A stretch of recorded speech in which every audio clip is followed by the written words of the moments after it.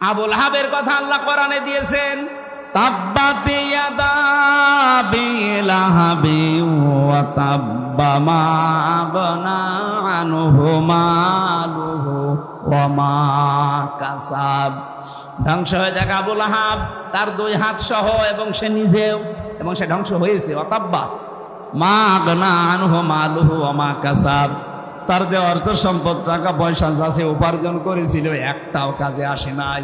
যারা মনে মনে করেন ক্ষমতা আমাকে চিরস্থায়ী করে রাখবে, চিরস্মরণীয় করে রাখবে, আমি মারা যাওয়ার 500 বছর পরও আমার আলোচনা হবে না, আল্লাহ বলেন ওই সম্পদ তোকে চিরস্থায়ী করবে। এটা ভুল ধারণা।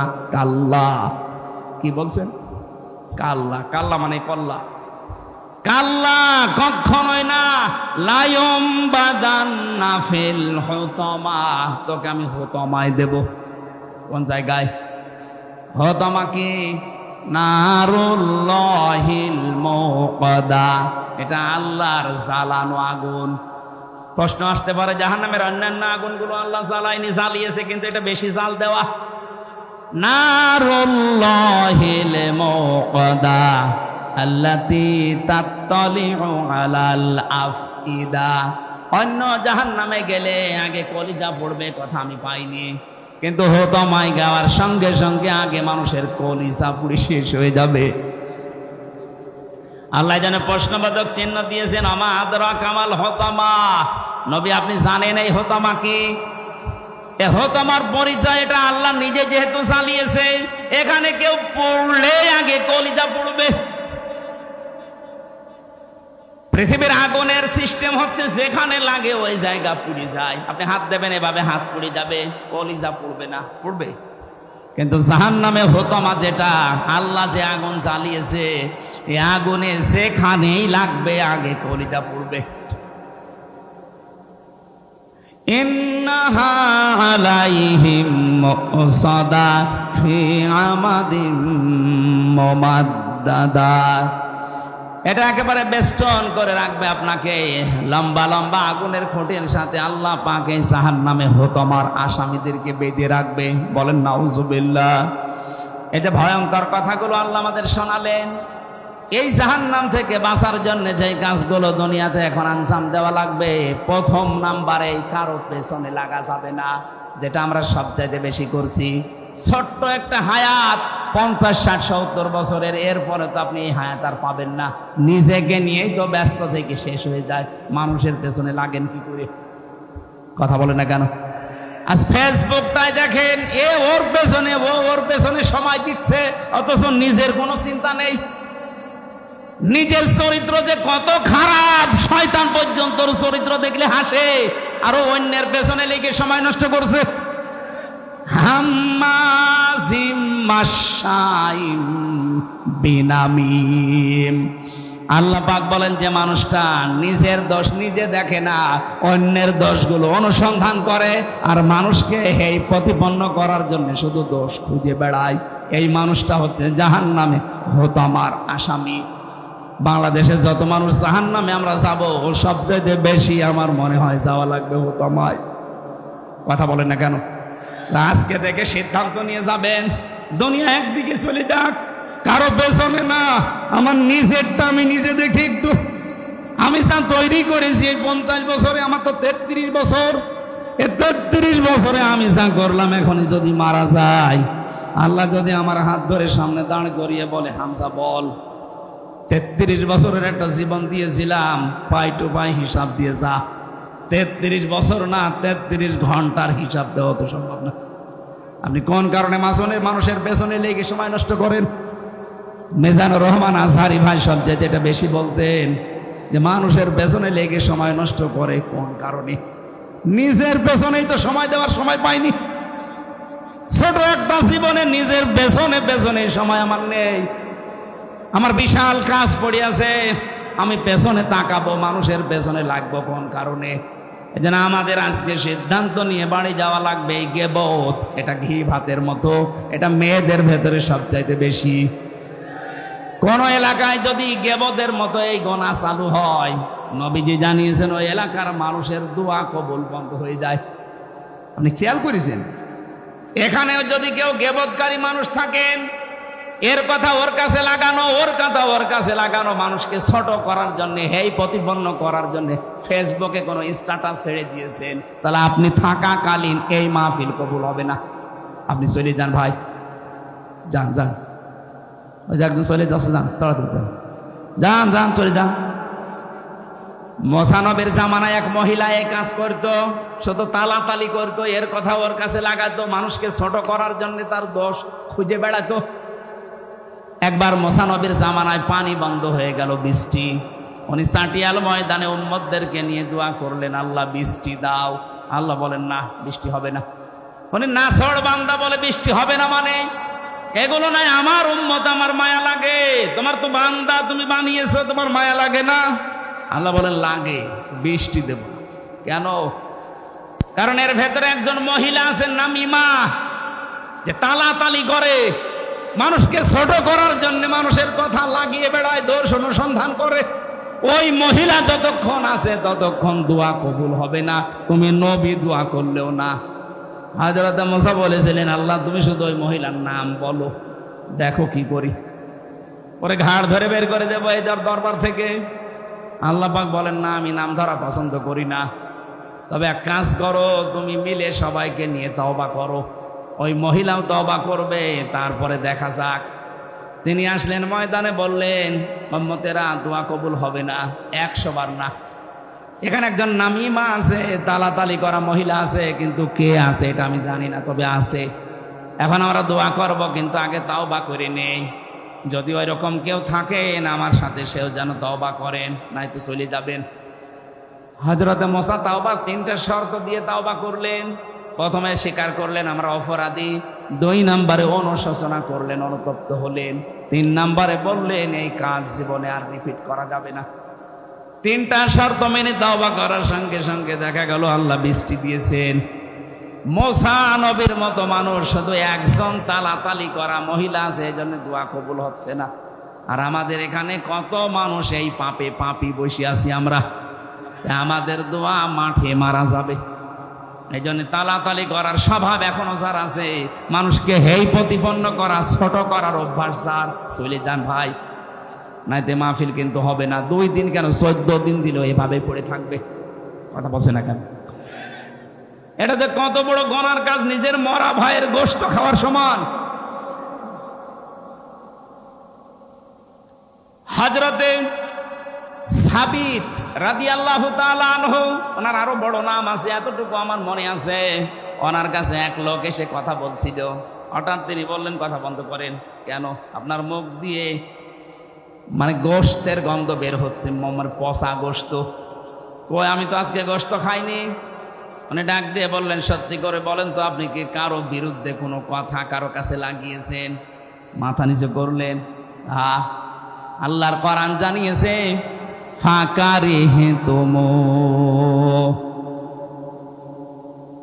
ইন তাজতানিবু ইয়া আইয়ুহাল্লাযীনা আমানু জতানিবু কাসীরাম মিনাজ-যন্নি ইন্না বা'দাজ-যন্নি ইসমুন ওয়া লা তাজাসসাসু ওয়া লা ইয়াগতাব বা'দুকুম বা'দা আইয়ুহিব্বু আহাদুকুম আইয়াকুলা লাহমা আখিহি মাইতান ফাকারিহতুম।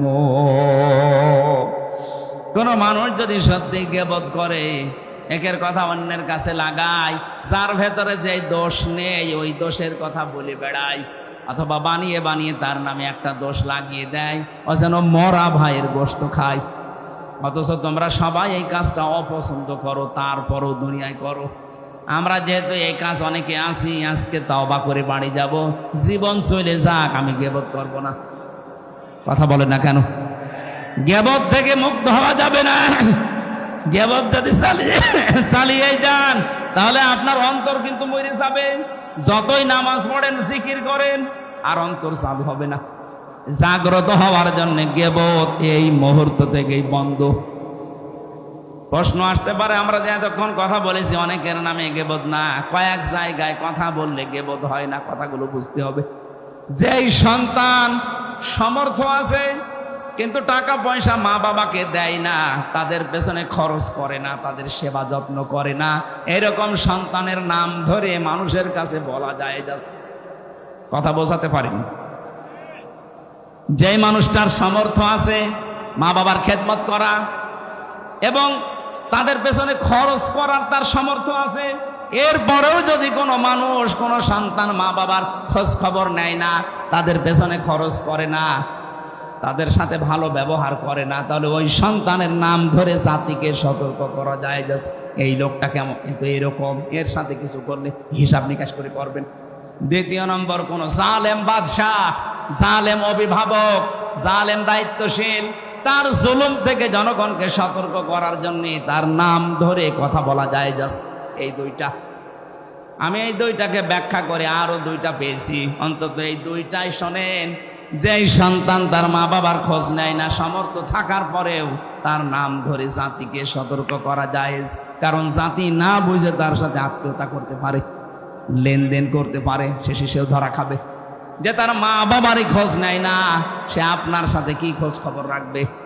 দুই নম্বরে, এই পৃথিবীর ময়দানে যেই মানুষগুলো জালেম অভিভাবক হতে পারে, প্রশাসনে, বিচার ব্যবস্থায়, ক্ষমতায় যারাই আছে, এমনকি মা বাবাও হতে পারে, কোন জালেম সম্পর্কে জাতিকে সতর্ক করার জন্য তার নাম ধরে কথা বলা যায় যাচ্ছে।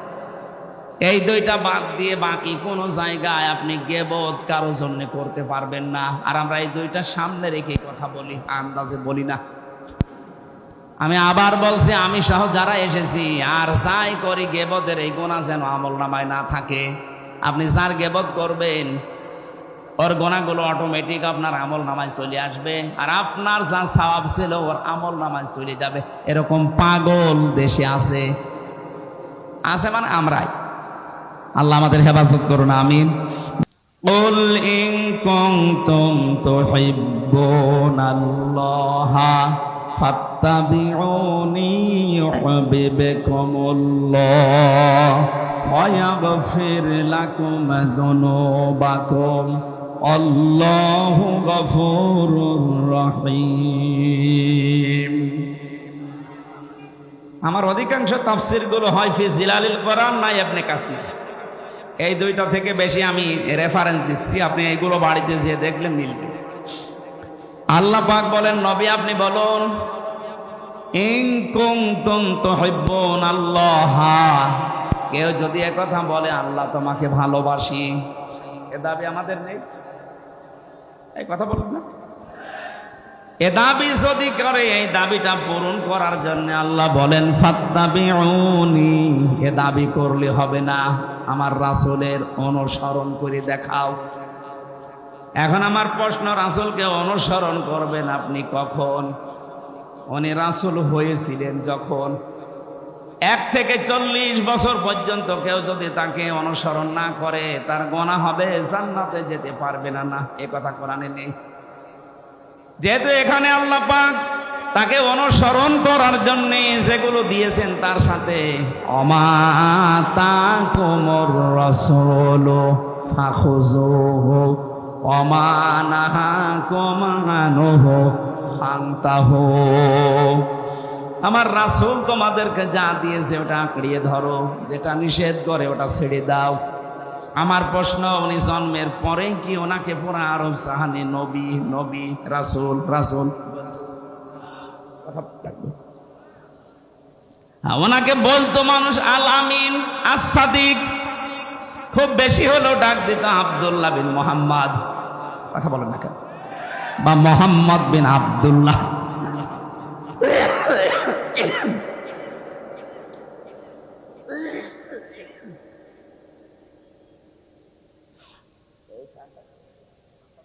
দুই মিনিট দেন তো, 2 মিনিট পরে বন্ধ করে দিন।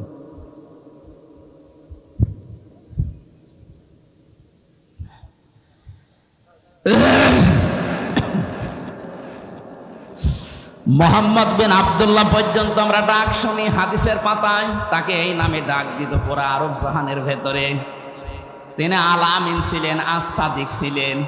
40 বছর বয়সে ধ্যান করার মাধ্যমে যখন নবুয়ত পেয়েছেন, তখন মানুষ তাকে পুরা আরব জাহানে বলতো নবী এবং রাসূল। আর আল্লাহ কোরআনে কারিমে যেখানে বিধানের কথা দিয়েছেন সেখানে দেখবে রাসূল শব্দ। ওমা আতাকুমুর রাসূলু লাকাদ কানা লাকুম ফি রাসূলিল্লাহি লাকাদ জাআকুম রাসূলুম মিন আনফুসিকুম। এরকম 22টা আয়াত কোরআনে আছে। যেখানেই দেখবেন কোন বিধান আল্লাহ জানাবেন সেখানে নবী বলেছেন, রাসূল বলেছেন।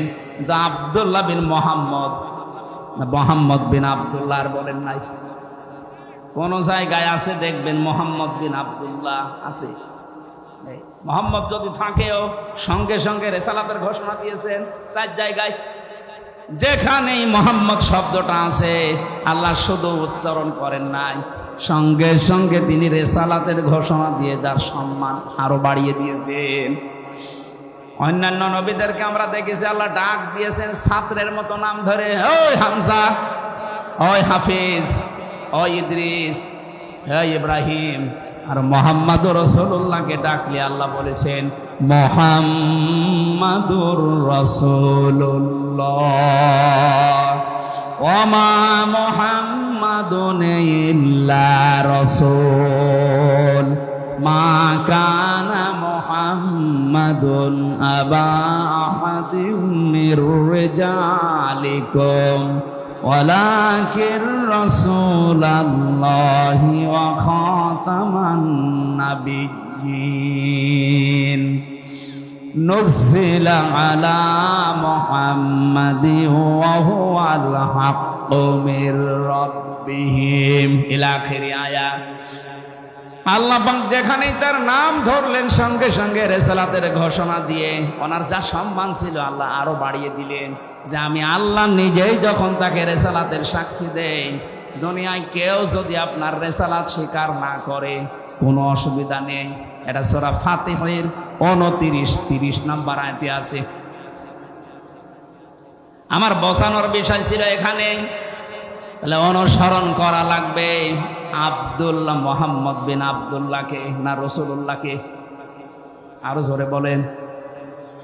রংপুরবাসী সহজ সরল, একেবারে সহজ সরল হবে না, একটু কান চোখ মুখ খোলা রাখেন। আপনি অনুসরণ করবেন। উনি যখন রাসূল হয়েছিলেন সবাই এক বাক্যে স্বীকার বলবে তামাম দুনিয়া যে উনি রাসূল হয়েছিলেন 40 বছর বয়সে।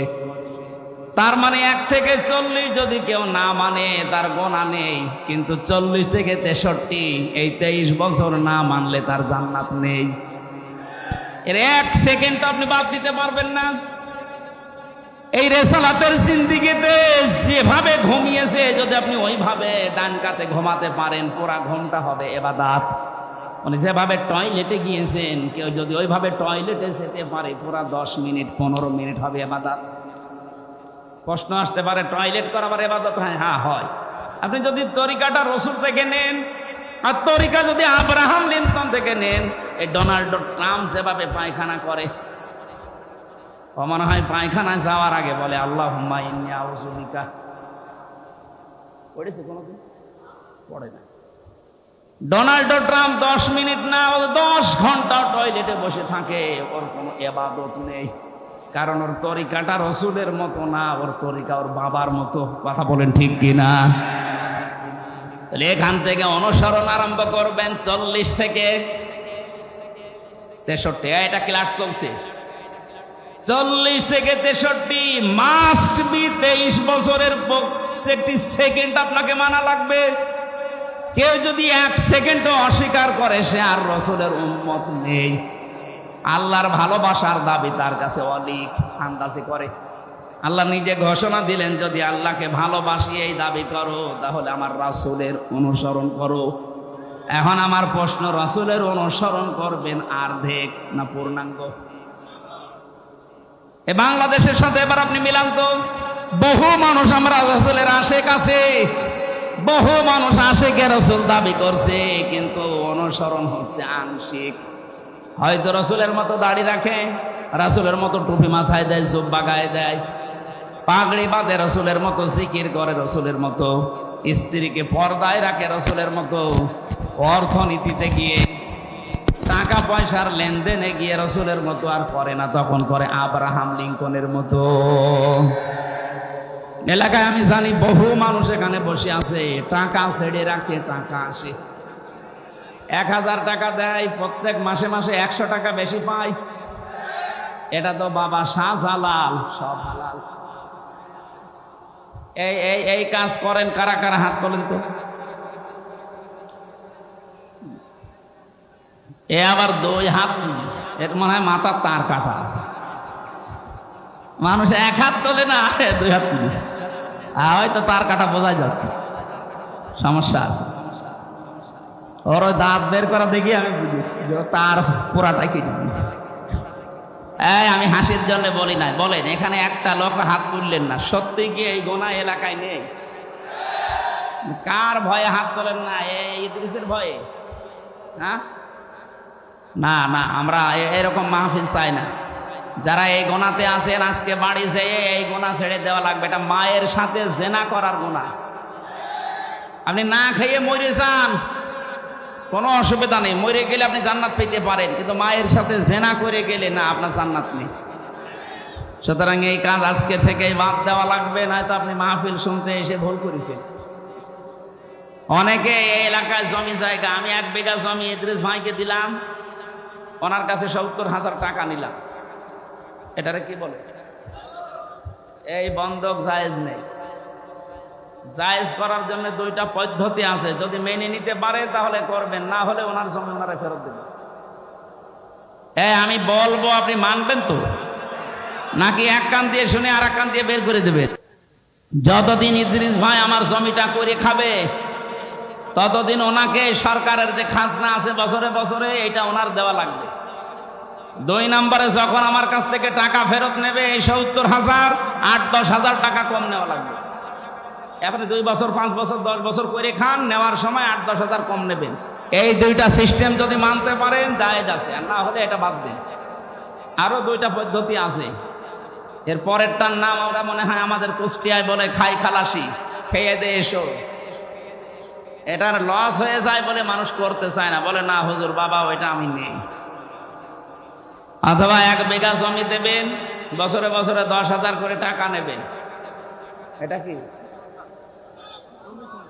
এইটা আছে এলাকায়? হ্যাঁ, এটা করেন। 1 বিঘা জমি থেকে 8-10,000 টাকা কামাই করা 1 বছরে খুব কঠিন কাজ না। আমার মনে হয় মাসলা বলা ঠিক হচ্ছে, করবেন তো ইনশাল্লাহ? রাসূলুল্লাহর জীবন থেকে আমি কথা বলছিলাম, অনুসরণ করা লাগবে তাহলে আমাদের আংশিক না পূর্ণাঙ্গ? আরো জোরে। আপনি এবার তার জীবনের সাথে মিলাবেন, বহু মানুষ দুনিয়ায় তাকে আংশিক অনুসরণ করেছিল, অনুসরণ করে নাই তা না, তারা অনুসরণ করেছিল রাসূলকে আংশিক। এই জন্য তারা জান্নাতও যায়নি, জাহান্নামে একেবারে নিচে বসে আছে তারা। আব্দুল্লাহ বিন উবাই, এই লোকটার জীবনী পড়েন, ও পুরা জীবনী আমি শেষ করে দেখেছি। রাসূলের পুরাটা জীবনী অনুসরণ করেছে, শুধু রাজনৈতিক জীবনে অনুসরণ করে নাই। আপনারা যেমন অর্থনৈতিক জীবনে মানেন না, উনি শুধু রাজনৈতিক জীবনে রাসূলকে মানত না। তাছাড়া নামাজ পড়তো রাসূলুল্লাহর পেছনে, হজ করেছে নবীদের সাথে, রোজা রেখেছে নবীর সাথে, ইফতারি করেছে নবীর সাথে। ওর দাড়ি, টুপি, পাগড়ি, জুব্বা, এমনকি ওর নাম পর্যন্ত পাল্টিয়ে পাল্টিয়ে নবীর কথায়। একবার নবীজি বলেছিলেন আল্লাহর কাছে প্রিয় নাম 2টা, আব্দুল্লাহ আর আব্দুর রহমান। ওই দিন থেকে নিজের ছেলের নাম রেখেছে আব্দুল্লাহ, নাতি ছেলের নাম আব্দুল্লাহ, নিজের বাবার নামও পাল্টিয়ে দিয়েছে আব্দুল্লাহ, নিজের নামও দিয়েছে আব্দুল্লাহ। এত পছন্দ করতো নবীর কথাকে, শুধু শুনতে দেরি, মানতে দেরি করতো না।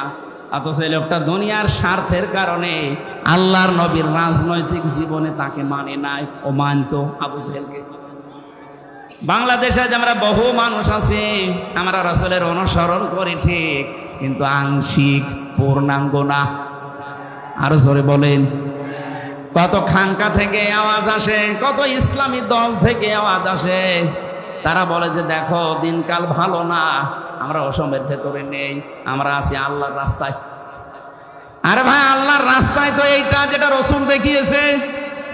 বলেন, ওনার ওই টয়লেট করা যদি আপনার ইবাদত মনে হয়, উনি 10 বছর প্রেসিডেন্ট ছিলেন, এইটা ইবাদত মনে হয় না?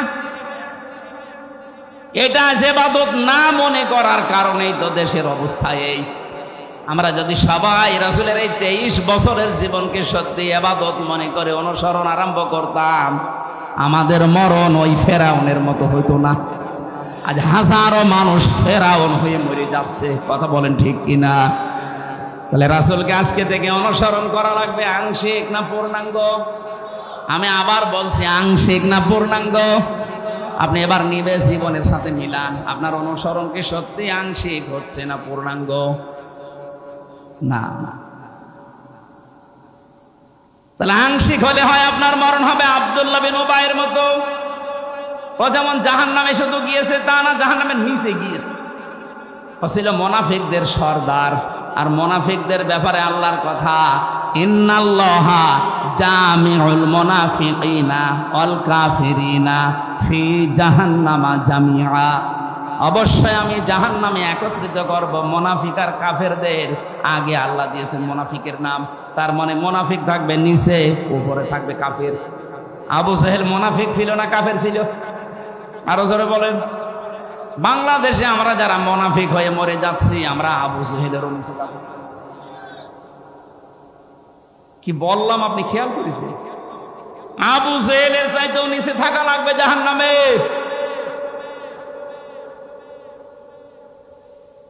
এবার প্রশ্ন আসতে পারে, মুনাফিক হলাম কি করে? হ্যাঁ, নবীজি ইন্তেকালের আগে কিন্তু এ কথা জানিয়েছেন যে মুনাফিক তৈরি হবে শুধুমাত্র মুসলমানদের ভেতরে। এখন যদি আমার ইদ্রিস মাওলানা বলে আমি ইহুদি দেখব, আপনি ইসরায়েলে যান, শুধু ইহুদি পাবেন, পুরাটা ইহুদি। কেউ যদি আমারে বলে আমি হিন্দু দেখব, পাশের রাষ্ট্রে যান, ভারতে যান, শুধু হিন্দু পাবেন। কেউ যদি বলে আমি খ্রিস্টান দেখব, আমেরিকায় যান, শুধু খ্রিস্টান। কোন মানুষ যদি বলে বৌদ্ধ দেখবো, এই যে পাশের রাষ্ট্র মায়ানমারে যান, শুধু বৌদ্ধ পাবেন। ওই লোকটাই যদি বলে আমি জাহান্নামে নিচে থাকবে মুনাফিক, মুনাফিক দেখবো, কোথায় পাঠাবো? বাংলাদেশে। কারণ এই দেশে 100 জনের 96 জন মুসলমান আমরা, তাহলে মুনাফিক এই দেশে থাকার সম্ভাবনা বেশি। বলেন, আপনি একবারও খেয়াল করেছেন যে আপনি থাকবেন কোথায়? মুনাফিক হয়ে যদি আমরা এখন মারা যাই, আমরা থাকবো কিন্তু আবু জাহেলের উপরে না নিচে? ইন্নাল মুনাফিকিনা ফিদ-দারকিল আসফালি মিনান নার। আসফাল এর তাফসীর, সুপারলেটিভ ডিগ্রি এটা, এর উপরে কোনো শব্দ আরবিতে হয় না। আল্লাহ পাক বলেন মুনাফিকদেরকে আমি রাখবো একেবারেই নিচে। ওয়ালাং তাজিদা লাহুম নাসীরা। তাজিদার আগে লান আছে, মজারের আগে লান আসলে বাংলা অর্থ দাঁড়ায় জীবনেও হবে না। আল্লাহ বলেন এদেরকে কেউ সাহায্য করার জন্য এগিয়েও যাবে না। আজ বাংলাদেশে অনেক জালেম ধরা পড়ছে, জালেমদের সুপারিশের জন্য দেখছি অনেক মুনাফিক পর্যন্ত এগিয়ে যাচ্ছে যে না, এটা আমার বিআই ছিল, এটা আমার ব্যবসায়িক পার্টনার ছিল। দুনিয়ার আদালতে হয়তো জালেমদের সাহায্য মুনাফিকরা করতে পারে, কিয়ামতে মুনাফিকদের জন্য কেউ সাহায্য জীবনেও করবে না। আর সেই মুনাফিক হয়ে আমরা অধিকাংশ মানুষ মারা যাচ্ছি। আয়াতুল মুনাফিকি সালাসা, মুনাফিকের আলামত চিহ্ন 3টা। ইদা হাদ্দাসা কাযাবা, কথা বললেই মিথ্যা বলে। এদেশে নেই। আরো জোরে বলেন। আপনাদের এই পুত্রবধূ এখন বাইরের দেশগুলোর মানুষ কাছে বলছে আমি নির্বাচিত ছিলাম, আমাকে দেশ থেকে বাধ্য করা হয়েছে বিতাড়িত করতে। এত বড় মিথ্যা কথা আপনি বলছেন কি করে? আপনি নির্বাচিত ছিলেন, এই কথা শয়তানও বিশ্বাস করবে? কেন এই মিথ্যা কথা বলেন? তাহলে মিথ্যা যে বলে কথা বললেই সে আল্লাহর নবীর ভাষায় কি? আরো জোরে বলেন। ওয়াইদা ওয়াদা আখলাফা, যারা ওয়াদা করে কিন্তু খেলাফ করে। আপনি ওয়াদা করেছিলেন দেশ যদি আমার হাতে আসে আমি মদিনার সনদে চালাবো, আপনি চালিয়েছেন মোদির সনদে। মদিনা বাদ দিয়ে মোদি। সনদ ঠিক আছে, শুধু মদিনার জায়গায় লাগিয়েছে মোদির সনদ। কি বলেছিল ওয়াদায়? যদি দেশ আমাদের হাতে আসে আমরা মদিনার সনদে চালাবো। এটা বানিয়ে বলছি, এটা বলেছিল না। চালিয়েছে, কিন্তু মদিনার সনদের একটা ধারাও নেই। মদিনার সনদের 27টা ধারা ছিল। কয়টা বলেন বলেন? ওখানে যে যার ধর্ম শেষে পালন করবে, কোনো বাধা দেওয়া হবে না। অথচ এই দেশে এই 15.5 বছরে সাম্প্রদায়িক দাঙ্গা তৈরি করার জন্য সবচাইতে বেশি চেষ্টা চালিয়েছে এই ক্ষমতাসীনরা। আপনি গোপনে খোঁজ খবর নিয়ে দেখেন, বিশ্বজিৎকে যারা হত্যা করেছে, বিএনপি, জামাত, তারা যারা মেরেছে, আমার সাথে জেলে ছিল ওই শাওন। আমি বললাম আপনি হিন্দু কেউ ছাড়লেন না? আচ্ছা ভাই, ওই সময় মাথায় চড়ে গেছে, আর আমাদের উপরের নির্দেশ ছিল ওকে মেরে ফেলা লাগবে। কেন? তাকে একে মেরে ফেলে একটা রাজনীতি করা যাবে। এই দোষটা আমরা চাপিয়ে দেব ইসলামপন্থীদের উপরে। বিরোধী দল যারা আছে তাদের উপরে দোষটা চাপিয়ে আমরা যেন আরো বেশি দিন থাকতে পারি। আমার সাথে 3টা বছর আমাদের রাইটার ছিল এই শাওন। ওই হিন্দু বিশ্বজিৎ বারবার ওকে বলেছিল যে ভাই আমি মুসলমান না, কিসের শিবির, আমি কোনো মুসলমানই না, আমার কিন্তু হাফ হাতা না ফুল হাতা। আর ফুল হাতা না, তারপর ওরে ছাড়ে নাই। ওই এত করে বলছিল যে ভাই আমি মুসলমান না, আমার হাফ হাতা, কিসের হাফ হাতা, আমি ফুল হাতা, তারপর ওরে ছাড়ি না। শুধু কি একটা লোকের কথা, সাম্প্রদায়িক আরো কত কাজগুলো করেছে। আপনি একটা একটা করে হিসাব নেই। যে রামুর মন্দির, বৌদ্ধ মন্দির ভাঙা, এতদিন পর্যন্ত নাই মিডিয়াগুলো গলা আটকিয়ে ধরেছিলেন, চেপে ধরেছিলেন, এখন তো সব খুলে যাচ্ছে। বিশেষ করে দিগন্ত টেলিভিশন খুলে গেছে, আমার দেশ পত্রিকা ওপেন হয়ে গেছে। দেখেন কি করেছেন, সব ভিডিও ক্লিপ ফাঁস করবে।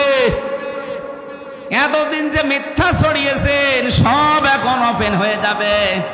টাকলা মোরাদের নাম শুনেছেন? মাত্র 6 মিনিট 32 সেকেন্ডের একটা অডিও ক্লিপ ফাঁস হয়েছিল। এতেই তার জীবন যৌবন সব শেষ। তার মন্ত্রিত্ব গেছে, দলীয় পদ গেছে, এখন যে কোন গর্তে আছে আল্লাহ জানার ও জানে। মাহিয়া মাহির সাথে মাত্র 6 মিনিট 32 সেকেন্ডের একটা অশ্লীল অডিও ক্লিপ ফাঁস হয়েছিল। আর এখন যাদের ধরা হচ্ছে অডিও না, সব ভিডিও। এদের অধিকাংশ নাকি রাত 12টা 2টা পর্যন্ত, অনেকেই তাদের ঘুম পাড়াতে, মাথা টিপে দিতে, বুক পা হাত বাকি জায়গা টিপতে রাত 2টা পর্যন্ত মানুষ লাগতো। এগুলো শুধু আন্দাজে না, সব ভিডিও বের হচ্ছে। ওর যদি অডিও জীবন শেষ হয়ে যায়, ভিডিও কি হবে টের পাচ্ছেন? অথচ এখনো জালেমদের বৃদ্ধি কমে নাই। আজকেও আদালতে এই যে টাক, আমি নাম নিলাম না, এই টাক বলছে এদিন শেষ দিন না, আরো দিন আছে। ওরে আল্লাহ হেদায়েতের পথে আনবে, কি করে আনবে? ও তো হেদায়েতের পথ সব মেরে ফেলিস। কথা বুঝতেছেন? আপনার অনুশোচনা আসা লাগবে তো। আপনি অনুতপ্ত হবেন অন্যায় করার পরে। আদম নবীর স্বভাব এটা, ভুল হয়ে গেলে অনুতপ্ত হওয়া। রব্বানা যালামনা আনফুসানা। আর শয়তানের স্বভাব হচ্ছে ভুল হলে অনুতপ্ত হওয়া না, ও আর্গুমেন্ট পেশ করে। আল্লাহকে বলেছিল ক্বালা আনা খায়রুম মিনহু খলাকতানি মিন নারিন ওয়া খলাকতাহু মিন তিন। হে আল্লাহ, তুমি আমারে সেজদা দিতে বলো কোন কারণে? আমি ওর চাইতে ভালো, তুমি এটা জানো না? আমি আগুনের তৈরি, ও মাটির তৈরি। আমার কাজ উপরে ওঠা, ওর কাজ নিচে যাওয়া। আমার ভেতরে পাওয়ার আছে, আর ওর ভেতরে তো পাওয়ার নেই। শয়তান অহংকার করেছিল ক্ষমতার। কিসের? আরো জোরে বলেন। কিয়ামত পর্যন্ত যারা ক্ষমতার অহংকার করবে, সে যেই হোক, ও আর মানুষ নেই, ও টাটকা শয়তান। শয়তানকে আল্লাহ 2টা জিনিস থেকে বঞ্চিত করে দিয়েছে। 1 নম্বরে কোনদিন আল্লাহ শয়তানকে মাফ করবে না। 2 নম্বরে কোনদিন আল্লাহ শয়তানকে জান্নাতে দেবে না। কথা বলে না কেন? প্রশ্ন আসতে পারে, বাংলাদেশে শয়তান থাকে কোথায়? সূরা আরাফ 16 নম্বর আয়াতে আছে, ক্বালা ফাবিমা আগাওয়াইতানি লাআকউদান্না লাহুম ইলা সিরাতাকাল মুস্তাকিম। আল্লাহ পাক বলেন, শয়তান আমাকে চ্যালেঞ্জ দিয়ে বলেছিল, রব্বুল আলামিন যাদের জন্য আজ আমার সব বরবাদ হয়ে গেল, এদেরকে আমার সাথে আমি জাহান্নামে নেওয়ার জন্য কোন খারাপ রাস্তায় যাব না। লাআকুদান্না লাহুম সিরাতাকাল মুস্তাকিম, ভালো ভালো রাস্তার মোড়ে মোড়ে আমি কিন্তু অবস্থান নেব। শয়তান সিনেমা হলের সামনে যে দেখবেন রংপুরে পাবেন না, কারণ ও জানে যে এখানে যারা বান্ধবী নিয়ে আসবে শো দেখতে, এগুলো আমার চাইতে বড় শয়তান। শয়তান রাজবাড়ির ওই গলন্দ ঘাটে যায় না, কারণ ও জানে যে এখানে যারা আসে এ আমার চাইতে খারাপ। শয়তান যায় কোথায়? এই দেওতে, পীরগাছা, রংপুরে কোরআনের আলোচনা হবে। শয়তান মানুষের সুরত নিয়ে হোক আর শয়তান নিজেই হোক, ও বসে আছে বিভিন্ন জায়গায়, মানুষকে ধোঁকা দিয়ে বোকা বানিয়ে বলবে এখানে কি, এখানে রাজনীতি হবে, চলো যাই। অর্ধ উলঙ্গ উলঙ্গ ড্যান্স হচ্ছে, ওইটা দেখে চোখের মজা নাও। এই কথা বলছেন এখন? এরকম শয়তান নেই? হয়তো আপনি দেখতে পাচ্ছেন না তাই। শয়তানের শেষ কথা ছিল সুম্মা লাআতিয়ান্নাহুম মিন বাইনি আইদিহিম ওয়া মিন খালফিহিম ওয়া আন আইমানিহিম ওয়া আন শামাইলিহিম ওয়া লা তাজিদু আকসারাহুম শাকিরিন। আমি ওপর থেকে, নিচ থেকে, ডান থেকে, বাম থেকে, চারিদিক থেকে আমি আক্রমণ চালাবো তাদেরকে। হে আল্লাহ, তুমি অধিকাংশ মানুষকে তোমার শুকর গুজারি বান্দা হিসাবে পাবে না। আমার মনে হয় শয়তানের এই চ্যালেঞ্জ সে এখন সফল। সে আজ আমাদের উপর থেকে, নিচ থেকে, ডান বাম থেকে যে কোনো কায়দায় প্ররোচনা দিয়ে, প্রমন্ত্রণা দিয়ে, ওয়াসওয়াসা দিয়ে, যেভাবেই হোক তার নিজের দলের দিকে আমাদেরকে টেনে নিচ্ছে। শয়তানের যা কাজ, ওইটা যদি কেউ করে মনে করবেন ওইটাই শয়তান। শয়তানের এক নাম্বার কাজ হচ্ছে ও মানুষকে সরল পথ থেকে দূরে সরানোর জন্য ভালো ভালো রাস্তায় থাকে। 2 নাম্বারে শয়তানের কাজ হচ্ছে অপচয় করা। কি করা? বলেন বলেন। ইন্নাল মুবাদ্দিরিনা কানু ইখওয়ানাশ শায়াতিন ওয়া কানাশ শাইতানু লিরাব্বিহি কাফুরা। অবশ্যই শয়তান, যারা অপচয় করে এরা শয়তানের ভাই হয়ে যায়। কোরআন শরীফের ভেতরে আমি এমন কোনো আয়াত পাইনি যেই কাজ করলে মানুষ শয়তানের ভাই হয়। শুধু একটা কাজে। আপনি নামাজ পড়েন না, শয়তানের ভাই, কথা কোরআনে নেই। রোজা রাখেন না, শয়তানের ভাই আমি পাইনি, কিন্তু এইটা পেয়েছি, যারা অপচয় করে এরা শয়তানের। আরো জোরে বলেন। অথচ এই দেশে অপচয়ের কোনো অভাব আছে? একটা ব্রিজ বানাতে বাজেট হয়, আজকে দেখলাম ট্রেনে, মেট্রো রেলের না কোন রেলের যেন একটা ব্রিজ মনে করেন বানাতে লাগবে 5 কোটি টাকা। 5 কোটি টাকা বাজেট হওয়ার পরে তিনবার আবার বাড়াতেই থাকে।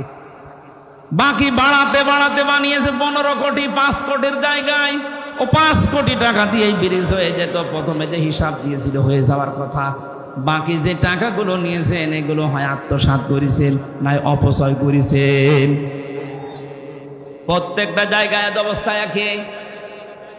আমার দাদা তো চেয়ারম্যান ছিল অনেক দিন, আমার চাচাও ছিল অনেক দিন। আমি শুনেছি এদেশে রাস্তার জন্য যে বাজেট আছে, যদি উপরওয়ালা খেয়ে না ফেলে, যত টাকা বাজেট হয় এই রাস্তার টাকাগুলো যদি সত্যি রাস্তায় কাজে লাগানো যায়, 1 ইঞ্চি রাস্তা বাংলাদেশে কাঁচা থাকার কথা না, এত টাকা রাস্তায় বাজেট হয়। কিন্তু উপরওয়ালা থেকে আস্তে আস্তে চেয়ারম্যান আর মেম্বার পর্যন্ত যদি 5 কোটি আসার কথা আসে 50 লাখ, 4.5 কোটি টাকা আল্লাহর ওলিরা খেয়ে ফেলিস। তো রাস্তা টিকবে কি করে? 10 বছরের টার্গেট দেয়, 1.5 বছরের রাস্তা ডেলিভারি রোড হয়ে যায়। কথা বলেন ঠিক কিনা? তাহলে অপচয় যারা করে শয়তান আর দেখা লাগবে না, এটাই শয়তানের ভাই। 3 নাম্বার শয়তানের কাজ হচ্ছে শয়তান যৌনতা ছড়াতে ভালোবাসে। কি? ও লজ্জায় স্থান মানুষকে দেখাতে ভালোবাসে, দেখতে ভালোবাসে। আজ তাকান বাংলাদেশের দিকে, সিনেমা জগতে নভেল, নাটক, থিয়েটার যারা বানায়, কি আছে এর ভেতরে শিক্ষা আপনি একটা দেখান। যৌনতা দিয়ে ভরপুর করা একটা নাটক, একটা সিনেমা, নাম দিয়েছে পবিত্র ভালোবাসা। ভালোবাসা আবার পবিত্র হয়।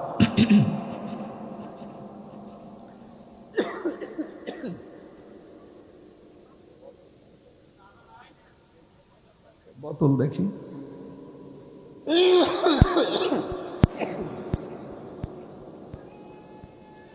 ওই পানি কেটে রাখে করে আসছে। কথা বলা যাবে না, এমনি সময় নেই। কই তাড়াতাড়ি করে, কি করেন? আরে ভাই পানি দিতে বলছি করে কি? চা লাগবে না, চা লাগবে না, পানি দেন।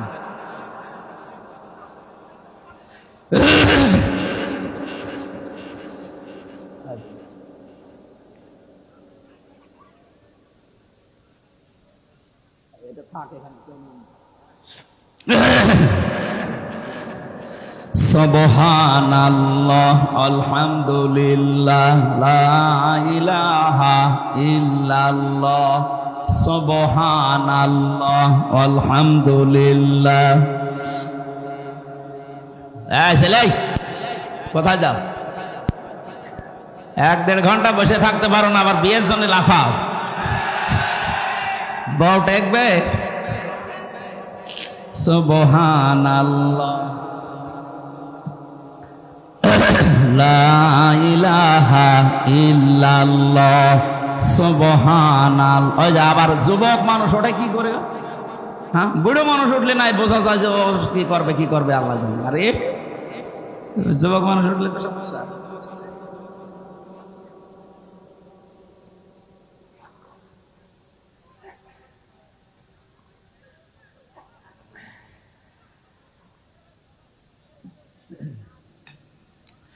সুবহানাল্লাহ আলহামদুলিল্লাহ লা ইলাহা ইল্লাল্লাহ সুবহানাল্লাহ আলহামদুলিল্লাহ লা ইলাহা ইল্লাল্লাহ মুহাম্মাদুর রাসূলুল্লাহ। অপঞ্চকে রংপুর বাসে আমরা মুনাফিকের যে আলামতগুলো একটা একটা করে বলছিলাম। 3 নম্বরে, যখন মানুষের কাছে আমানত রাখা হয় মানুষ তা খেয়ানত করে, এটা হচ্ছে মুনাফিক। আর এদের স্থান আল্লাহ দেবে জাহান্নামের উপরে না নিচে? যেহেতু বাংলাদেশে আমরা মুসলমান বেশি, মুনাফিক থাকার সম্ভাবনা বেশি। আমার ভেতরে আবার মুনাফিকের জার এসে গেল না তো? এই হিসাবে আমাদের সতর্ক থাকা দরকার। দাড়ি গোপ মোষ, এই যে আজকের সভাপতি যিনি, উনি যদি এখন দাড়ি কাটতে যায়, মোষ কাটতে যায়, সেলুনালাকে বলবে ভাই এই যে ব্লেড, এটা দিয়ে আপনি কয়জনকে সেভ করেছেন বলেন। যদি বলে এর আগে আরো 4-5 জনকে করা আছে, যদি সচেতন মানুষ হয় 100 বার বলবে আগে ব্লেড পাল্টান। এর আগে যাদেরকে সেভ করেছেন, ওর যদি কোনো জায়গা কেটে যায়, ওর ওই রক্তের ভেতরে কি আছে জীবাণু আমি জানি না, ওইটা যদি আমার ভেতরে লাগে ওইটা আমার ভেতরে আসতে পারে। দাড়ি সেভ করতে গিয়ে, গোপ কাটতে গিয়ে এত সচেতন মানুষটা, অথচ মুনাফিকের যে জারগুলো আমি কথা বললাম এতক্ষণ, এটা আবার আমার ভেতরে এসে গেল কিনা একটা বারের জন্য আমাদের অনুভূতি নেই, চিন্তাও নেই। পাগলও তো চিন্তা করবে। এই জন্য মুনাফিকের যে কথা বলছিলাম, আব্দুল্লাহ বিন উবাইয়ের অনুসরণ করা রাসূলকে হয়েছিল ঠিক, কিন্তু পূর্ণাঙ্গ না আংশিক। আমরা আবার যেন রাসূলের অনুসরণ আংশিক না হয়, যেন পূর্ণাঙ্গ হয়। আল্লাহ পাক আয়াতের ভেতরে ফাত্তাবিউনি দিয়েছেন, যদি আমার রাসূলের অনুসরণ পূর্ণাঙ্গ করতে পারো, ইউহিব্বুকুমুল্লাহ, আমি নিজেই তোমাদেরকে ভালোবেসে ফেলেছি না ভালোবাসবো। এখানে আলেম নেই। ইউহিব মোজারে, বর্তমান ভবিষ্যৎ, প্রেজেন্ট ফিউচার। কেউ যদি রাসূলের অনুসরণ পূর্ণাঙ্গ ভাবে করবে বলে সিদ্ধান্ত নিয়ে চলতে থাকে, যখন পূর্ণাঙ্গ অনুসরণ করা আরম্ভ করব এই কথা বলে পথ চলবে, তখন আল্লাহ ওকে ভালোবাসা আরম্ভ। তার মানে যার আংশিক অনুসরণ হচ্ছে, এখনো সে আল্লাহর ভালোবাসা বলেন না কেন? কারণ এখানে পাস্ট দেয়নি, অতীতের শব্দ নেই, এটা মাঝি দেওয়া নেই, এটা মুজারে। ইউহিব্বুকুমুল্লাহ, যখন থেকে আপনার অনুসরণ মাথা থেকে পা পর্যন্ত, রান্নাঘর থেকে আন্তর্জাতিক জীবন পর্যন্ত পুরাটা দেখবেন যে হ্যাঁ আমার রাসূলের অনুসরণ হচ্ছে, আর আমি এখন থেকে সিদ্ধান্ত নিয়ে নেমে পড়লাম, তখন আপনি বিশ্বাস করতে পারেন যে আমাকে আল্লাহ কেবল ভালোবাসা শুরু করল। কথা বোঝা গেছে না? তাহলে যারা এতদিন আংশিক অনুসরণ করেছেন তাদেরকে আল্লাহ এখনো ভালোবাসেনি। যেই পীর বাংলাদেশে এই কথা বলে যে আমি রাজনীতি করি না, আরে ভাই আপনাকে তো মানুষের বানানো রাজনীতি করতে বলছি না, আপনাকে বলছি আমি রাসূলের রাজনীতি করতে। তাহলে যারা বলে যে আমরা ওসব ঝামেলাই নেই, আমরা খালি দরবার নিয়ে আছি, আল্লাহর কসম ওকে আল্লাহ এখনো ভালোবাসা আরম্ভ। বলেন এর চাইতে আর কি ব্যাখ্যা দেওয়া যায়? বলেন। এই আয়াত অনুযায়ী বাংলাদেশে বহু মানুষ আমরা এখন আল্লাহর পূর্ণাঙ্গ ভালোবাসা এখনো শুরুই করেনি। আল্লাহ জান্নাত দেওয়া, মাফ করা তো অনেক দূরের কথা। আয়াতের পরে আরো দুইটা শব্দ আছে। আল্লাহ পাক বলেন আমি যদি কাউকে ভালোবাসা আরম্ভ করি দুইটা লাভ তার আছে। ওয়ায়াগফির লাকুম যুনুবাকুম, ইয়াগফির এটা মুজারে, বর্তমান ভবিষ্যৎ, প্রেজেন্ট ফিউচার। জামবুন না যুনুব বহু বছর। আল্লাহ পাক বলেন ওই মুহূর্তে ওর জীবনের যত অপরাধ ছিল সব আমি আল্লাহ মাফ করে দেব। না দিয়েছি? বলেন বলেন। তাকে মাফ করে দেব, এখন দেব বা দিয়ে সামনেও দেব, এখন দিচ্ছি। তাহলে আমরা যদি আল্লাহর ক্ষমা পেতে চাই এই মুহূর্ত থেকে চোখ কান বন্ধ করে রাসূলুল্লাহর অনুসরণ পূর্ণাঙ্গ না আংশিক? আরো জোরে। যদি সত্যি আপনি সিদ্ধান্ত আজকে এখান থেকে নিয়ে বাড়ি যেতে পারেন, আল্লাহ বলেন যুনুবাকুম, একটা অপরাধ থাকবে না, সব মাফ হয়ে যাবে। হ্যাঁ, কিন্তু একটা ঝামেলা এখানে আছে। এই যে ইয়াগফির লাকুম যুনুবাকুম, এই শব্দটা দেওয়ার তাফসিরে আমি দেখেছি আল্লাহ শুধু মাফ করে দেবেন যত অপরাধ আপনি আল্লাহর সাথে করেছেন, হকউল্লাহ যেটা। কিন্তু হকউল ইবাদ যেটা বান্দার সাথে সম্পৃক্ত, ওইটা যতক্ষণ বান্দা মাফ না করবে ওইটা মাফ হবে না। আপনি রাসূলের অনুসরণ করেন আর আরশের অনুসরণ করেন, যারই অনুসরণ পূর্ণাঙ্গ করেন আর আংশিক করেন, জীবনের অপরাধ সব মাফ হয়ে যাবে। শুধু আল্লাহর সাথে সম্পর্কিত। আমি নামাজ পড়েননি, আল্লাহ মাফ করে দেবে। রোজা রাখেননি, মাফ করে দেবে। হজ মাফ করে দেবে। দান সাদগার সমর্থ ছিল, করেননি, মাফ করে দেবে। কিন্তু আমির হামজাকে বিনা কারণে একটা থাপ্পড় দিয়েছেন, এইটা আল্লাহ মাফ করবে না, কারণ এটার সাথে আল্লাহর সম্পর্ক না, এটার সাথে সম্পর্ক হামজার। আমাকে যারা 3টা বছর জেল খাটালেন বিনা কারণে, আপনি নিজেই রিমান্ডে বলতেন আপনার দোষ নেই, আমরা জানি দোষ নেই, জানি বলার পরও আপনি আমাকে টাঙিয়ে রাখলেন কোন কারণে? বলেন। এইটা তো আমি জীবনও মাফ করব না। মাফ করতে পারি আমাকে যে ক্ষতির সম্মুখীন করেছেন ওই ক্ষতিপূরণ দেন। 3 বছরে আমার বাবার কাছ থেকে 30 থেকে 32 লাখ টাকা নিয়েছেন, আগে এই টাকা ফেরত দেন। 2 নম্বরে আমারে ফাঁসির কন্ডেম সেলে 3 বছর রেখে দিয়েছিলেন। আমার মামলার সাথে যারা জড়িত, এই মামলার আয়ু থেকে শুরু করে একেবারে উপরের নির্দেশ, যত মানুষের সাথে টপ টু বটন জড়িত, প্রত্যেকেই আমি চাই তারা ফাঁসির কন্ডেম সেলে 3 বছর থাক। আমার মতো আয়না ঘরে 10 দিন থাক, এরপরে মাফ করে দেব। তাহলে এখানে আমরা রাসূলের অনুসরণের মাধ্যমে মাফ পাবো তারা যারা আল্লাহর সাথে সম্পর্কিত। কিন্তু বান্দার সাথে যদি কেউ সম্পর্কিত কোনো অন্যায় করে থাকেন, আপনার কারণে ইদ্রিস আলীর মতো মাওলানা কথা বলতে পারে নাই মসজিদে, এরকম ইমাম দেশে ছিল না? আপনার কারণে ব্যবসাও করতে পারে নাই, আপনার কারণে বিনা কারণের ব্যবসা বাণিজ্য সব মাঠে মারা গেছে। আপনি চাঁদাবাজির মাধ্যমে টাকাগুলো নিজের মনে করে নিয়েছেন। আমারে ধরার পরে আমারে বলছে আপনার বাবাকে খবর দেন যেন 10 লাখ টাকা দিয়ে যায়, না তো কালকে 50টা মামলা দেব। আমার বাবা 8 লাখ দিয়েছিল সঙ্গে সঙ্গে, আবার বলছে সেই 2 লাখ কই, মনে হচ্ছে টাকা পাই সেই টাকা। এত বড় শয়তান! আরে আমার বাবা তো কথা রেখেছে, 8 লাখ 10 লাখের জায়গায় তো 8 লাখ দিয়েছে। তুই কথা কি রাখলি? তুই যে বললি 50টা মামলা দেব, টাকা না দিলে। টাকা তো দিয়েছিল ঠিক, কিন্তু তারপরেও তো তুই মামলা দিলি। আর তুই এখন বলি যে হুজুর আমার জন্য কিছু করবেন না, আমারে মাফ করে দিন। মাফ? এদিকে আয়, তোরে মাফ করছি শয়তান। কিসের মাফ? আমার মামলার আয়ুর সাথে থেকে শুরু করে যারা একেবারে উপর পর্যন্ত একটারও মাফ নেই। আগে টাকা ফেরত দেবেন, ক্ষতিপূরণ দেবেন, আর আমার মতো 3 বছর জেলে থাকবে, তারপরে আপনার জুনুব আকুম সব মাফ হয়ে যাবে। তাছাড়া আমি হাজী সাহেব হয়ে বসে আছি, কাবা শরীফের গিলাফ ধরে কাঁদলেও মাফ হবে না। আমি আশা করি কথা বোঝাতে পেরেছি। এরপরেও যদি কেউ না বোঝার ভান করে থাকেন, এদিকে আসেন, রংপুরের মানুষ ধাওড়ি কোদাল দিয়ে বুঝাচ্ছে। আপনারে আর বুখারী শরীফ কোরআন শরীফ দিয়ে হবে না, বাকারি শরীফ লাগবে। আমার আজকের আলোচনার বিষয়, আমি দিনের বেলা এখানে কোন জায়গায় যেন আজকে এসেছিলাম সকালে, তাম্বলপুর, ওখানে বলেছিলাম যে তহমত সময় পাইনি, এই জন্য শেষ করতে পারিনি। আজকের ওই আয়াত থেকে বাকি কথাগুলো আমরা কমপ্লিট করতে চাই। এই যে উঠে চলে যাচ্ছে কে? ওইটা বাদাম বিক্রি করছে, ঠিক আছে, পড়েন। আউযু বিল্লাহি মিনাশ শাইতানির রাজিম।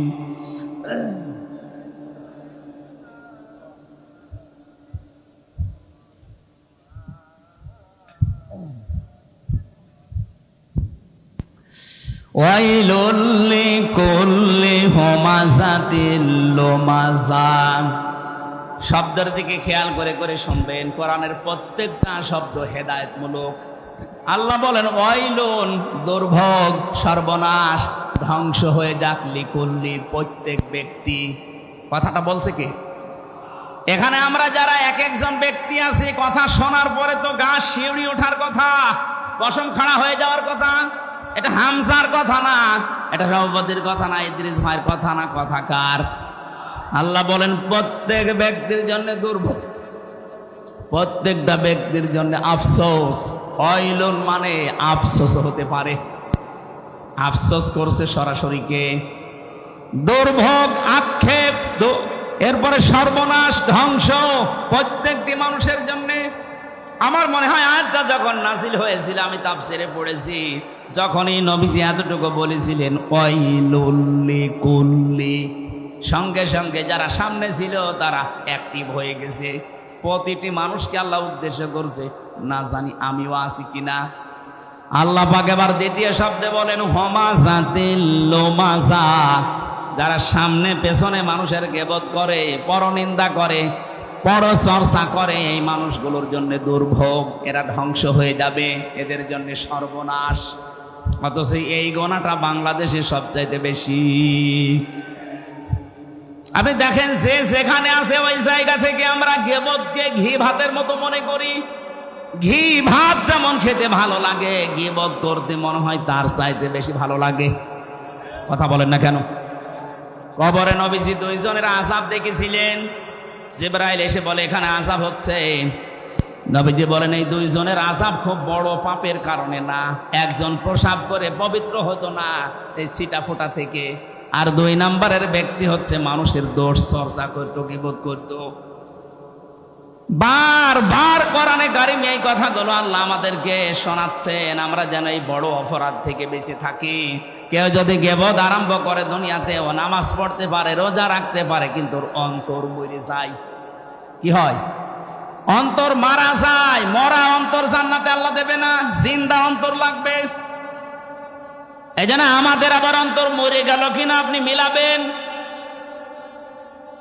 হুমাযাতিল লুমাযা, হুমাযা বলা হয় মানুষের হাত আর মুখের দ্বারা, হাত আর চোখের দ্বারা যে অপরাধ হয় এটা হুমাযা বলে।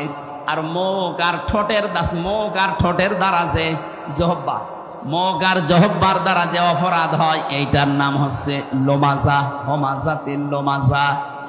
অন্য তাফসিরে পেয়েছি এটা একটা জাহান্নামের দরজার নাম।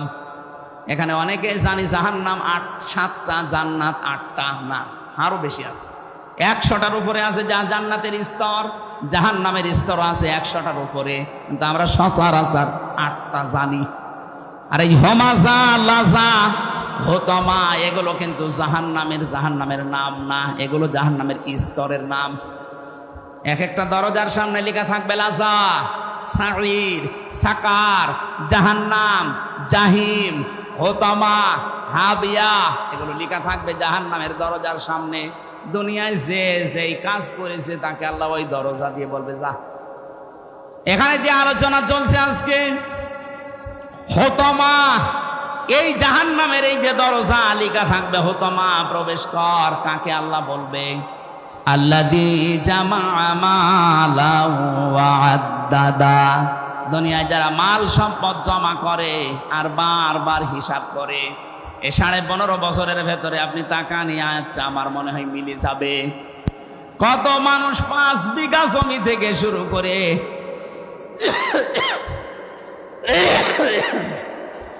700 বিঘা পর্যন্ত জমি বানিয়েছে 5 বছরে। আমি পটুয়াখালী একজনের নাম জানি, মারা গেছে লোকটা, এই জন্য বললাম না। ও নির্বাচনের আগে মাত্র 5 বিঘা জমির মালিক ছিল। 2 বারের এমপি লোকটা 700 কত বিঘা জমির মালিক। আপনার জমি লাগে কত? একটা মানুষের চলতে জমি লাগে কত বলেন তো? একজনেই যদি 750 বিঘা জমির মালিক হয়, বাকিও জেলায় আর মানুষ নেই।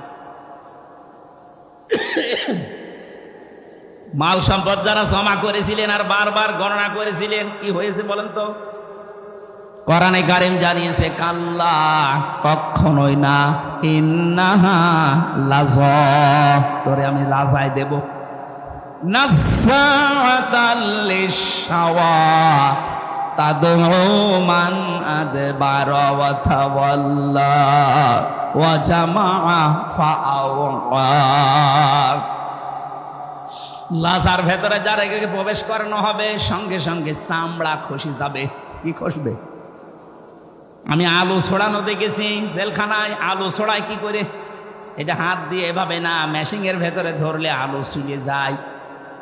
একটু মেশিনের সামনে ধরবেন, আলু পোড়া পরিষ্কার করে চামড়া ছিলে দেখাবে পোড়াটা পাল্টিয়ে গেছে।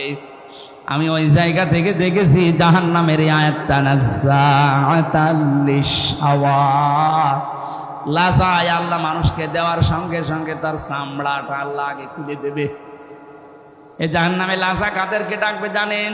তাদউ মান আদবারা ওয়া তাওয়াল্লা, তাদেরকে ডাকবে যেই মানুষগুলো দুনিয়াতে সত্য আহ্বান জানার পরও মুখ ফিরিয়েছিল।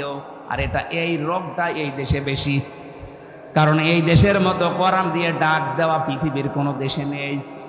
এত মাহফিল, এত তাফসীর, এত ওয়াজ, এত খানকা, এত ইসলাহী অনুষ্ঠানগুলো হচ্ছে, মানুষকে তো ডাক দেওয়া হয় সত্যের দিকে। আমার বাবার দিকে তো আমি ডাকছি না, কথা বলেন না কেন? আমার কোনো লাভ আছে আমার বাবার দিকে ডেকে? আমি তো ডাক দিয়েছি কোরআনের দিকে। যারা জমা করছেন মাল সম্পদ আর পঞ্জীবিত, এগুলো খালি হিসাব হিসাব হিসাব করে রাখেন, আপনাকে কিন্তু হোতামায় যাওয়া লাগবে। আল্লাযী জামাআ মালা ওয়া আদ্দাদা, মালের ব্যাখ্যা আমি ওই দিনের বেলায় 19টা পেয়েছিলাম। এবার একটু মালের ব্যাখ্যাটা করি। পৃথিবীতে মাল বলতে প্রথমে নেককার স্ত্রীদেরকে নবীজি বুঝিয়েছেন। 2 নম্বরে মাল বলতে পৃথিবীর ময়দানে ক্ষমতাকে বুঝিয়েছেন। এই যে চেয়ার, এগুলো মালের অন্তর্ভুক্ত। যারা চেয়ারে বসে বারবার হিসাব করে কতদিন কতদিন কতদিন, শেষ পর্যন্ত টার্গেট দিয়ে দেয় 41 সাল। এটা চেয়ারে বসে না, চেয়ার থেকে নেমে বসে টার্গেট দিয়েছিল। এই মালা ওয়া আদ্দাদা, আদাদ মানে গণনা করা, খালি হিসাব করতে থাকে কতদিন কতদিন। আপনার 1 সেকেন্ডেরও গ্যারান্টি নেই। আপনি 41 সাল টার্গেট দিলেন কি করে? আজরাইলের সাথে চুক্তি করা আছে আপনার, কথা বলে না কেন? হ্যাঁ, একজনের চুক্তি করা ছিল। কয়জনের? একজন মানুষের চুক্তি এই পৃথিবীতে করা ছিল। তার কাছে ওই সময়ের আগে আজরাইল আসে নাই, একবার এসে গিয়েছিল। সে বলেছিল, না, আপনার ভুল হচ্ছে। তিনি বলেছিলেন যে না, আমি আমার বাবার কাছ থেকে হায়াত পেয়েছি আমি 940 বছর, আর আমার হায়াত ছিল 60 বছর, সব মিলে 1000 বছর। আপনি কেন আন্দাজে আমার কাছে আসলেন? আমি এখন যাব না। আল্লাহ পাক বলেছিলেন, আজরাইল ফিরে আসো, ওর বাবার কাছ থেকে আমি ওরে হায়াত দিয়েছিলাম, ওই হায়াতটা কমপ্লিট না হলে ও দুনিয়া ছাড়বে না। তাহলে একজনের নাই গ্যারান্টি ছিল, আপনার আমার তো কোনো গ্যারান্টি, আরো জোরে বলেন, এক সেকেন্ডেরও গ্যারান্টি নেই। এই যে বসে আছি, দাঁড়াবো আছে, আর আমরা আন্দাজে এক টার্গেট দিয়ে দিলাম। প্রথমে দিল 20 সাল, এরপরে দিল 21 সাল, এরপরে দিয়েছে 41 সাল। আমার মনে হয় যদি 41 সাল পর্যন্ত বেঁচে থাকতো, দিত 71 সাল।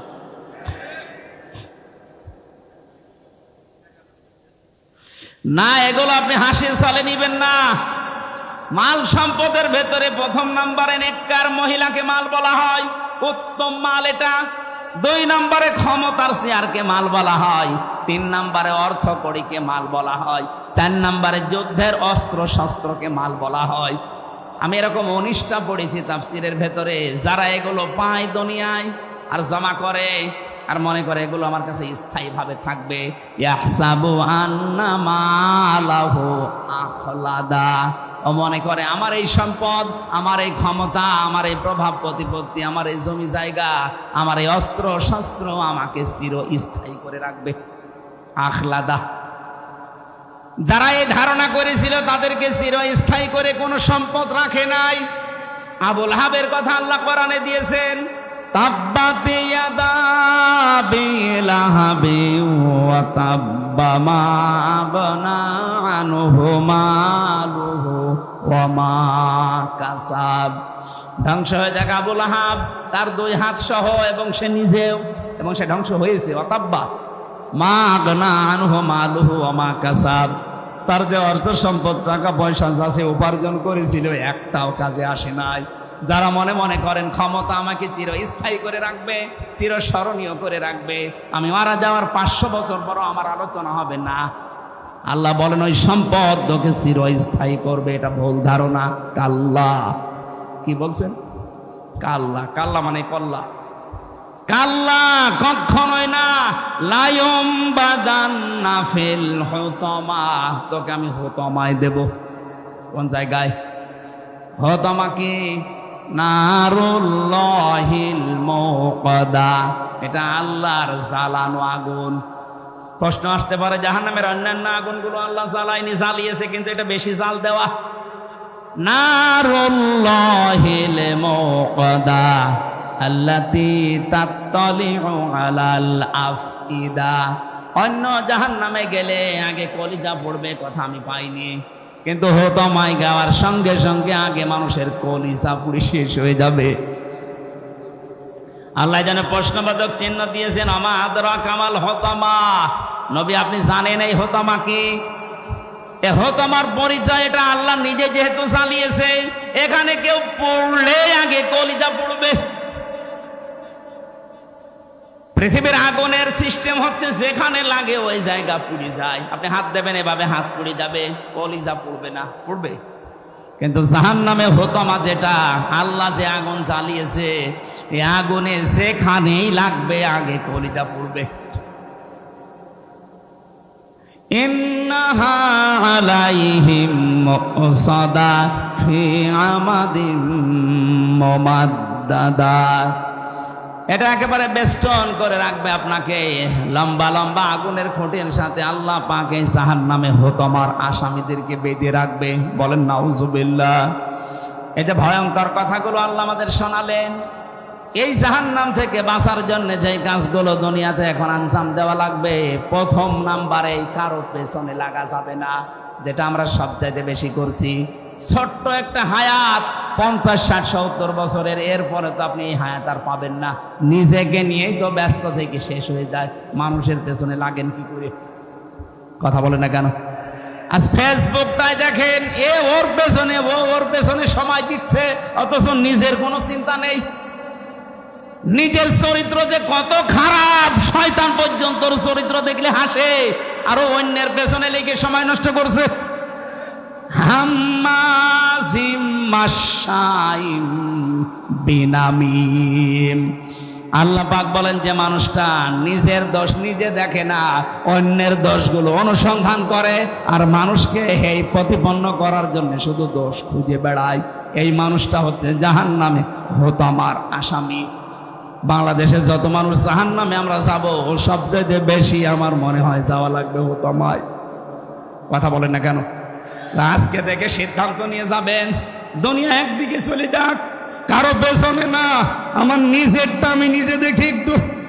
আমি যা তৈরি করেছি এই 50 বছরে, আমার তো 33 বছর, এই 33 বছরে আমি যা করলাম, এখনই যদি মারা যায়, আল্লাহ যদি আমার হাত ধরে সামনে দাঁড় করিয়ে বলে, হামজা বল, 33 বছরের একটা জীবন দিয়েছিলাম, পাই টু পাই হিসাব দিয়ে যা।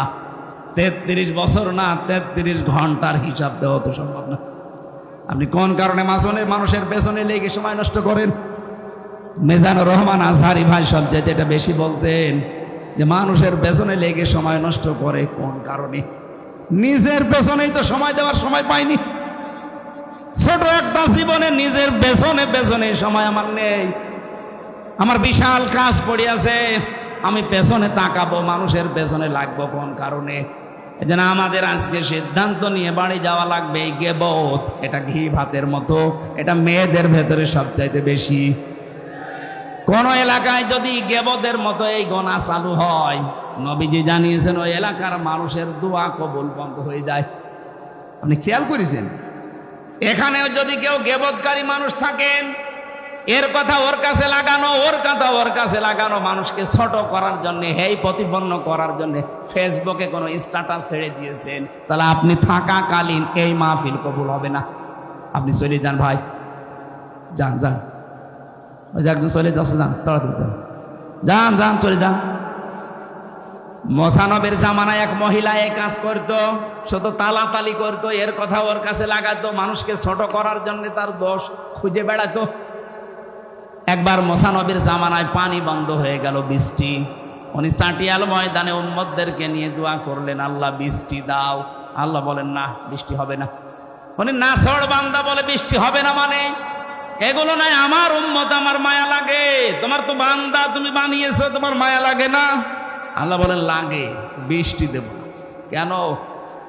কারণ এর ভেতরে একজন মহিলা আছেন নামিমা, যে তালাতালি করে, মানুষকে ছোট করার জন্য মানুষের কথা লাগিয়ে বেড়ায়, দোষ অনুসন্ধান করে। ওই মহিলা যতক্ষণ আছে ততক্ষণ দোয়া কবুল হবে না, তুমি নবী দোয়া করলেও না। হযরত মুসা বলেছিলেন, আল্লাহ তুমি শুধু ওই মহিলার নাম বলো, দেখো কি করি। পরে ঘাড় ধরে বের করে দেবো এই দরবার থেকে। আল্লাহ পাক বলেন, না, আমি নাম ধরা পছন্দ করি না, তবে এক কাজ করো, তুমি মিলে সবাইকে নিয়ে তওবা করো। ওই মহিলাও তওবা করবে, তারপরে দেখা যাক। তিনি আসলেন ময়দানে, বললেন, উম্মতেরা দোয়া কবুল হবে না 100 বার না। এখানে একজন নামিমা আছে, তালাতালি করা মহিলা আছে, কিন্তু কে আছে এটা আমি জানি না, তবে আছে। এখন আমরা দোয়া করব, কিন্তু আগে তওবা করে নেই। যদি ওই রকম কেউ থাকেন আমার সাথে, সেও যেন তওবা করেন, নাই তো চলে যাবেন। হযরতে মুসা তওবা 3টা শর্ত দিয়ে তওবা করলেন। প্রথমে স্বীকার করলেন আমরা অপরাধী, 2 নম্বরে অনুশোচনা করলেন, অনুতপ্ত হলেন, 3 নম্বরে বললেন এই কাজ জীবনে আর রিপিট করা যাবে না। 3টা শর্ত মেনে তওবা করার সঙ্গে সঙ্গে দেখা গেল আল্লাহ বৃষ্টি দিয়েছেন। মুসা নবীর মতো মানুষ, শুধু একজন তালাতালি করা মহিলা আছে, এই জন্য দোয়া কবুল হচ্ছে না। আর আমাদের এখানে কত মানুষ এই পাপে পাপি বসে আছি আমরা, আমাদের দোয়া মাঠে মারা যাবে। এই জন্য তালাতালি করার স্বভাব এখনো যার আছে, মানুষকে হেই প্রতিপন্ন করা, ছোট করার অভ্যাস যার, চলে যান ভাই, নাইতে মাহফিল কিন্তু হবে না। 2 দিন কেন, 14 দিন দিলেও এভাবে পড়ে থাকবে। কথা বলছে না কেন? এটা যে কত বড় গুনার কাজ, নিজের মরা ভাইয়ের গোশত খাওয়ার সমান। হযরতে সাবিত রাদিয়াল্লাহু তাআলা আনহু, ওনার আরো বড় নাম আছে, এতটুকু আমার মনে আছে। ওনার কাছে এক লোক এসে কথা বলছিল, হঠাৎ তিনি বললেন, কথা বন্ধ করেন। কেন? আপনার মুখ দিয়ে মানে গোশতের গন্ধ বের হচ্ছে, আমার পচা গোশত। কই, আমি তো আজকে গোশত খাইনি। উনি ডাক দিয়ে বললেন, সত্যি করে বলেন তো, আপনি কি কারো বিরুদ্ধে কোনো কথা কারো কাছে লাগিয়েছেন? মাথা নিচু করলেন। হ্যাঁ, আল্লাহর কোরআন জানিয়েছে, ফাকারিহতুম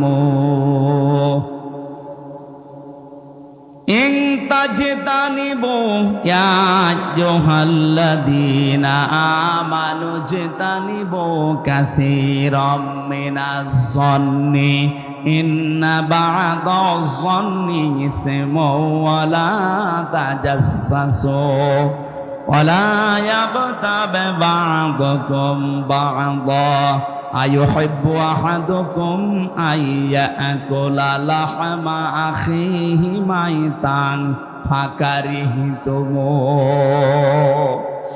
কোন মানুষ যদি সত্যি গীবত করে, একের কথা অন্যের কাছে লাগায়, যার ভেতরে যে দোষ নেই ওই দোষের কথা বলে বেড়ায়, অথবা বানিয়ে বানিয়ে তার নামে একটা দোষ লাগিয়ে দেয়, ও যেন মরা ভাইয়ের গোশত খায়।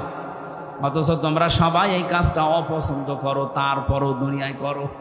আমরা যেহেতু এই কাজ অনেকে আসি, আজকে তওবা করে বাড়ি যাব, জীবন চলে যাক, আমি গীবত করব না।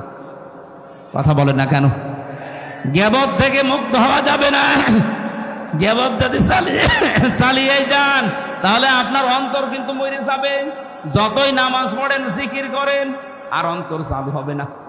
জাগ্রত হওয়ার জন্য গীবত এই মুহূর্ত থেকেই বন্ধ।